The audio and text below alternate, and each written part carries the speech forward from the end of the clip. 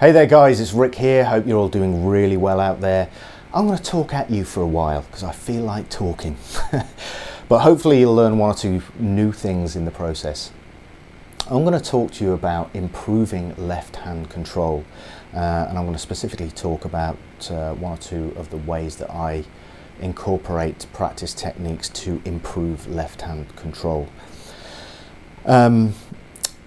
One thing that I usually do is I remove the right hand completely out of the equation when it comes to practicing. So all the work is done with the left hand. So I'm talking about, slurring, of course, which you do with the left hand anyway, but not involving the right hand in any way. And articulating phrases with just the left hand only. Now that's one of the most difficult things that you can do. So practicing this will help you take a weakness and really turn it into a strength if you really work on it enough. One of the big stumbling blocks for a lot of players when using left hand only technique is with the index finger.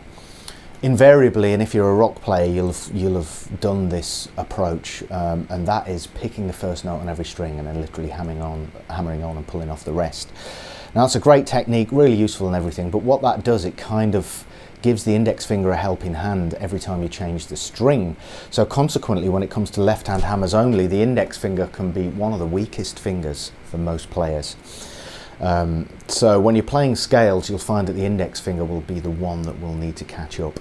So one of the real benefits of left hand only practice, for me especially, is really being able to listen to the way I play things. For me, I've been able to really zone in on number one, the tone that I produce with the fingers. I'm talking about finger tone here. And also the way that I articulate the phrases. When you're doing it, techniques that you usually involve the right hand with, just with the left hand, it really exposes the weaknesses, and that shouldn't be something that you worry about. It should be something that you actually do a lot, because you, as I say before, you want to turn those weaknesses into strengths. So a place to start is just by taking let's say a minor pentatonic scale and literally just hammering on when we ascend.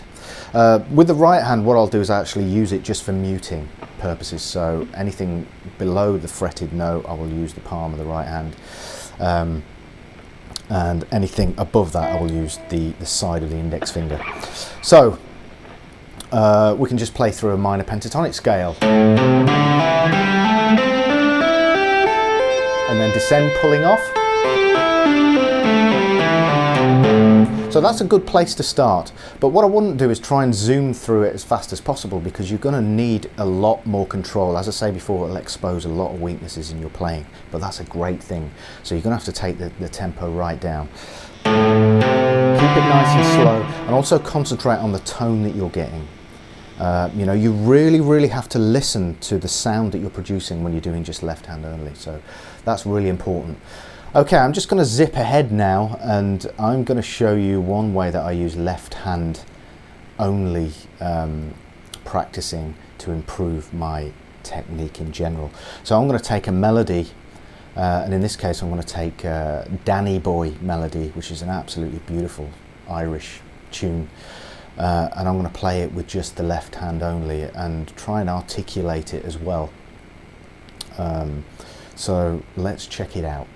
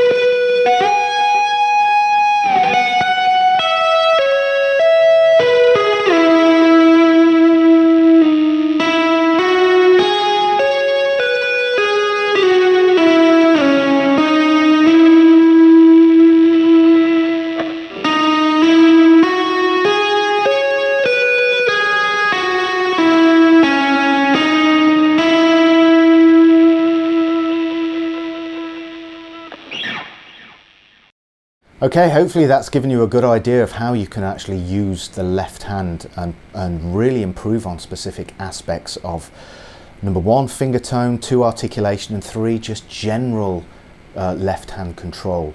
You'll find that your playing level will just go up and up and up if you practice this. You know, it's something that I feel is really, really important.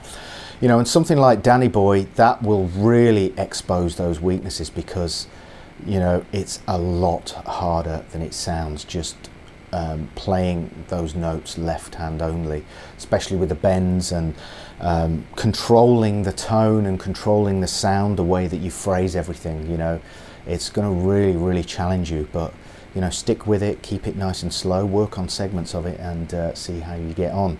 Anyway, I wanted to show you that because it's really helped my technique, and give it a go. I'm sure it will really help yours. Anyway, I hope you've enjoyed this little chat.